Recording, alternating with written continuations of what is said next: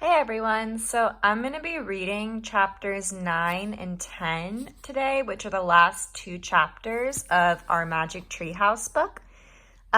They're a little shorter, which is why I'm going to put them together into one video. So if you remember, the last thing that happened was that,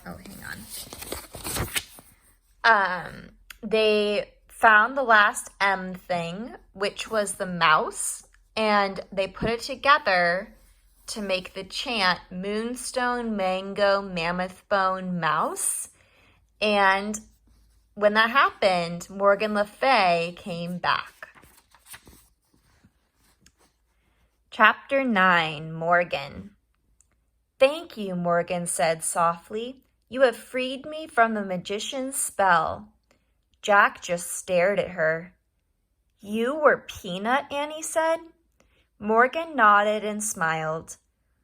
"Really? You were with us the whole time?" said Jack. "On all our missions?" Morgan nodded again. "Why did we have to go on this mission to find a mouse?" said Jack, "if you were always with us?" "To break the spell, we had to be on the moon," said Morgan. "You could have broken it the minute we arrived." "Oh, that's what you were trying to say," said Annie. "We didn't have to leave the moon base at all." Morgan nodded, smiling. "But the moon man came along to help us," said Annie. "He drew a constellation of a mouse. Is he a friend of yours?" Morgan shrugged. "Let's just say we had a little talk. He stopped by the moon base while you were out." "The same way you had a talk with the ninja master, right?" said Jack. "And the monkey and the sorcerer." Morgan nodded. "I always squeaked to the ones who helped you." Oh, there's Morgan.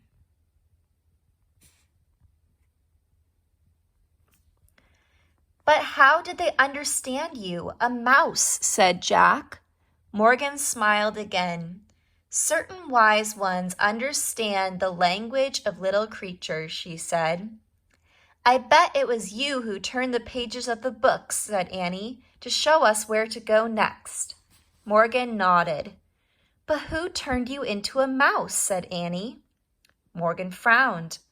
"A certain person who likes to play tricks on me," she said. "His name is Merlin." "Merlin," said Jack. "That the greatest magician who ever lived?" Morgan sniffed. "He's not that great," she said.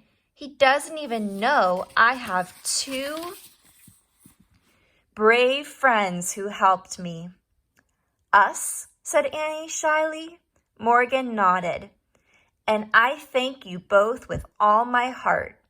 "You're welcome," said Jack and Annie. Morgan handed Annie the Pennsylvania book. "Are you ready to go home now?" she asked. "Yes," said Jack and Annie. Annie pointed to a picture of the Frog Creek woods.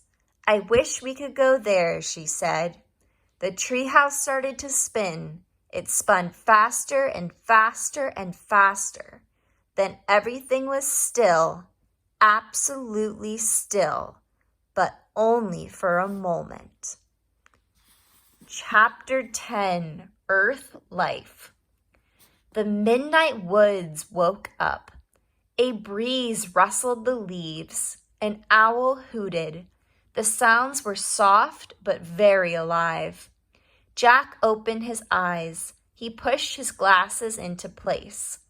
He smiled. Morgan was still with them. He could see her in the moonlight. Her long white hair was shining.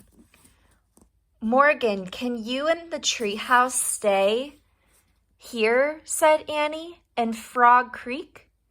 "No, I must leave again, I'm afraid," said Morgan. "I've been gone from Camelot for a long time." She handed Jack his pack.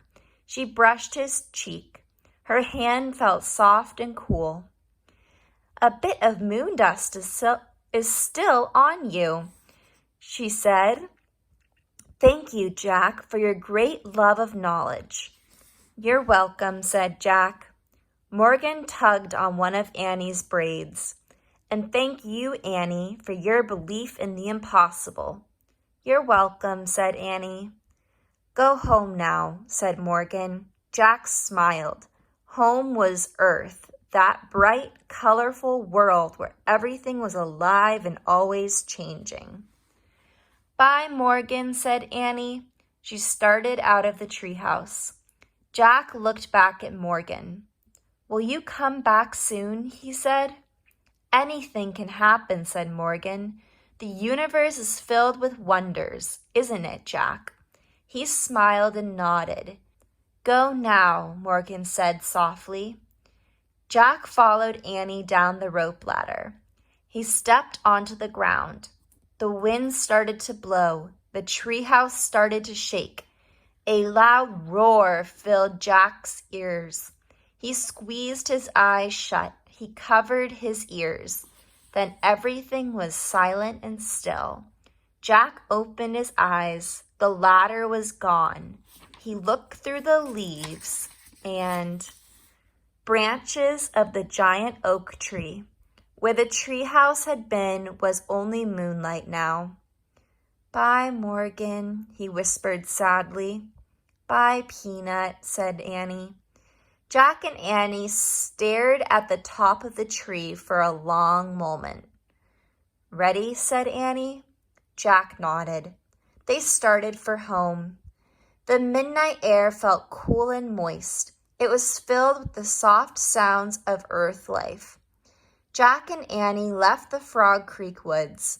They started down their street. Annie glanced up at the sky. The moon looks really far away, doesn't it? It did, thought Jack. It was. I wonder how the Moon Man came to be up there all alone, said Annie. What do you mean, said Jack.